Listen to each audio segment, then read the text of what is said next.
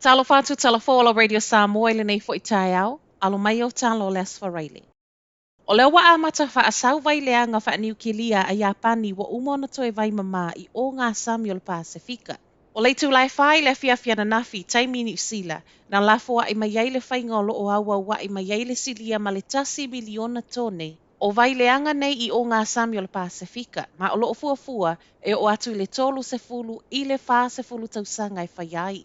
O vai leanga nei na whaaleanga ina le tsunami le sefulu lua tausanga te aluai. Mai le pūlenga le malo si anga tau ele tise a Japani. O loo mauti noa le saunga le mua le suavai ua la foa I mai. I o ngā Samuel Pasifika.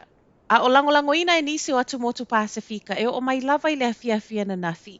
E le o awa iaifi na ngalo o nisi o te ita e iai Vanuatu ma tūvalu. Whina ua tūvalu. A whai e moni e le leivai ua la foa I mai a Japani wa umona to e whaamama. Ai se au whaasawa I o ngā Samuel Pasifika, ai le to e la foa I ane, I vai o Japani. A o ese e la fina ngalo ta ita o Pasifika I le whainga wa nei, o le fono I le masino o Novema le Pacific Islands Forum, o le ato e tala noa I nai, le nei mata upu.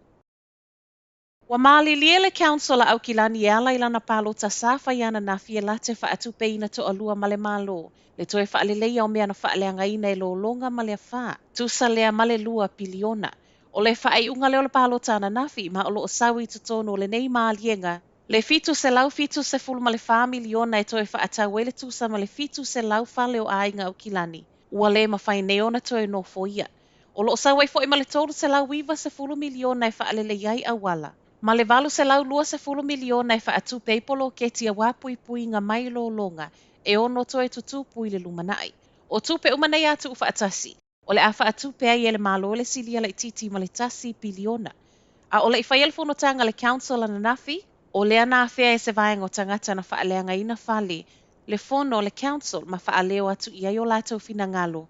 I awala e fesoa soani ai le council I le nei taimi whaingata, ai le misi ai le tālo sanga, ia wha vave ma ia au mai fo ilana wha mua. I tangata wale o toino nofo I o lātou whale. O ne fina ngalo wha alia o lo malama ma matua I langolango ina le councillor Waitakere, Jane Henderson ma whai mai e le o whai ngofie. Ana wha au peo na wha o ngai le council au nangal kamupani suku la ti se manu e le ti ngai na tele tama ita itala vau le ana fasi le whale wha atalipasi. Reporti nei wato e alia e a oso e su e le wha o ngā lima lea wati ngai na ile tama ita i se fulu tolu tausanga. A o wha atali lana pasi whafoane o le whale tusi I le taulanga I Rotorua. Ai ele I tupu le wha o lima le nei le aso lua. O le tolo vai aso tālu ai na wha atono ina I le council o Rotorua le kamupani sa ia leo ina. No fuanga whai tele nei po le watchdog security e le toe mo o mia ina na siku lati. Ma ua wha amaunia fo e le council e moni.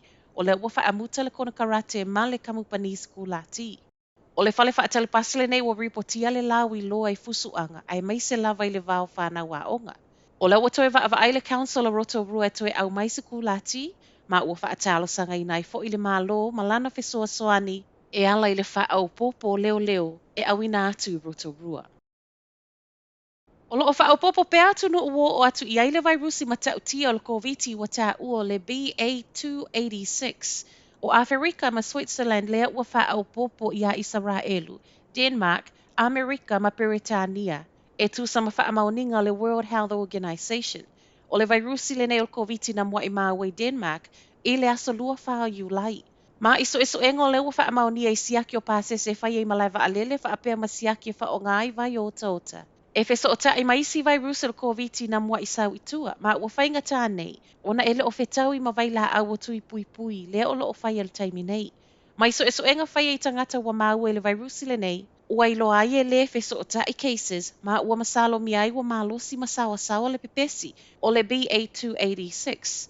O whai mai ei scientist e te tau peo na mata I tu, le nei vai rusi malosi, I wha mau ngā le World Health Organization wailo ai, o le iwa se fulu pasene o tangata lololangi, e le o toe whaia ni siaki o le COVID.